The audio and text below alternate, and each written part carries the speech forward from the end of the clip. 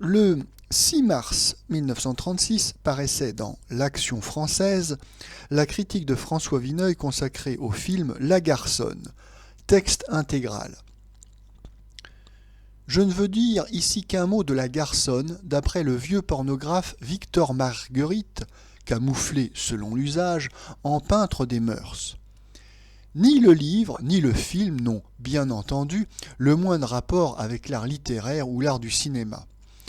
La littérature, par ses plus beaux poèmes, ses plus énergiques satires, ses plus vastes romans, a toujours été ouverte à l'étude des vices. Rien de ce qui est humain ne pouvait rester étranger à Ronsard, Rabelais, Shakespeare, Diderot, Balzac, pour ne citer qu'eux. Personne, sauf quelques cagots, n'a jamais songé à leur reprocher leur rudesse et leur franchise crue. La pornographie, au contraire, vieille comme l'homme, n'est qu'un commerce, et le plus méprisable, le plus monotone de tous. Aucun talent, si mince soit-il, n'a jamais pu se plier à de telles besognes. La pornographie suit le plus truste ennui. La fade ordure de Victor Marguerite m'est jadis tombée des mains au bout de 30 pages. Je n'ai pas eu la patience de voir cette semaine le film jusqu'au bout. Cette forme de la malpropreté est encore en dessous d'un certain naturalisme auquel s'attache une apparence de courage. C'est l'exploitation de ce qu'il peut y avoir de plus bassement romanesque dans le public, d'ailleurs déçu, rien n'étant jamais précisé. Cette gravelure sournoise et morne est donc une sorte d'escroquerie, en demeurant dégradante et honteuse, surtout par son imbécilité feuilletonesque. La censure avait une belle occasion de purger l'écran français d'un spectacle en tout point exécrable. Elle s'est bien gardée de le faire, on s'en doutait. Le pornographe communisant Victor Marguerite a donné de longue date ses gages de pur républicanisme. Il ne cache pas lui-même que son film a obtenu le visa grâce au ministre de l'Intérieur Chotan. Chotan, au secours de la Garçonne, voilà qui est d'une admirable logique. L'affaire doit avoir été amorcée d'assez longue main. C'est certainement pour ne point créer de précédent que l'on a toléré il y a quelques mois les ridicules ordures de Lucrèce Borgia. La Garçonne, un film de 1936 de Jean Delimour, d'après le célèbre roman de Victor Marguerite, avec Maribel, Arletty, Marcel Génia, Junie Astor, la Môme Piaf, Henri Roland, Maurice Escande, Jean Tissier. Le sujet, Monique, c'est-à-dire Maribel, rompt avec son fiancé lorsqu'elle apprend qu'il a une maîtresse et décide de vivre seule et de conquérir sa liberté. À contre-cœur, elle pénètre dans des milieux interlopes et se laisse entraîner dans des amitiés équivoques dont elle parvient à s'arracher courageusement. Notons tout d'abord que le film est beaucoup plus sage dans sa narration, beaucoup moins explicite que le roman. Le roman, sorti en 1922, était effectivement particulièrement scandaleux, puisqu'il dépeint avec complaisance les amours divers et variés d'une jeune femme libérée, comme on disait à l'époque, donc qui multiplie les aventures homosexuelles ou non, qui participe à des orgies très parisiennes, qui consomme de l'opium et de la cocaïne, etc. Enfin, tous les clichés de la vie parisienne décadente sont évoqués dans le roman, donc avec une complaisance qui d'ailleurs a généré un succès de librairie incroyable, car bien plus qu'un combat pour je ne sais quelle cause de libération féminine, le but recherché était surtout de multiplier les sujets de scandale et de provocation.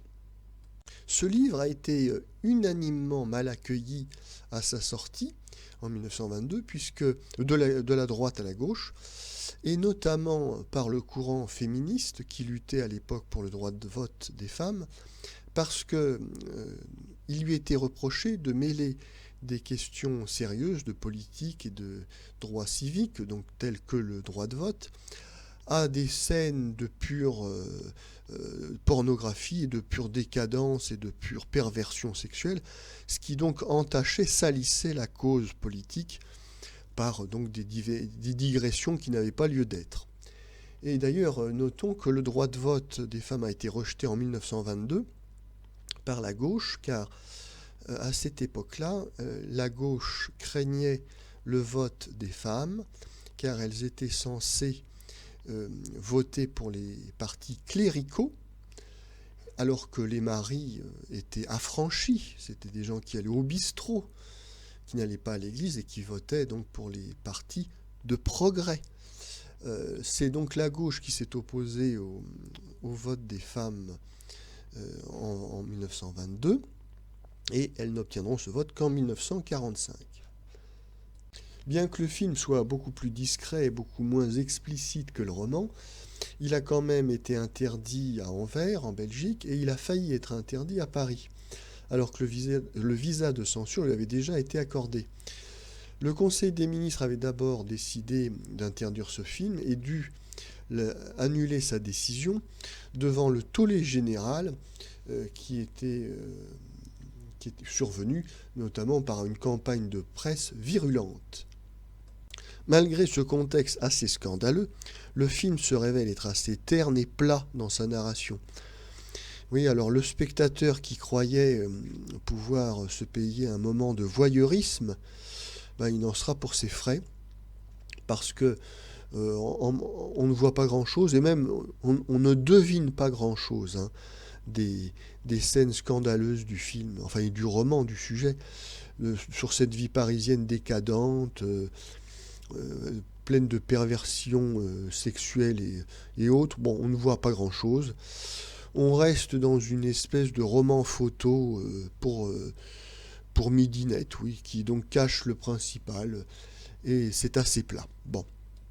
La mise en scène très conventionnelle se ressent bien sûr sur le jeu des acteurs. On aurait pu s'attendre d'un vrai festival de Arletty, notamment, puisqu'elle joue le rôle d'une artiste de music-hall bisexuelle, rôle qu'elle connaissait à la ville, donc on pouvait s'attendre vraiment à un numéro dont elle avait le secret. Et en fait, pas du tout. Elle joue son rôle d'une manière, somme toute, assez anonyme et plate. Même Jean Tissier, qui a un petit rôle et sans fantaisie. On peut donc dire que c'est un film très très sage. Alors, peut-être que c'était une volonté délibérée de Jean Delimour de faire un film très très sage dans sa forme, compte tenu du sujet particulièrement scandaleux.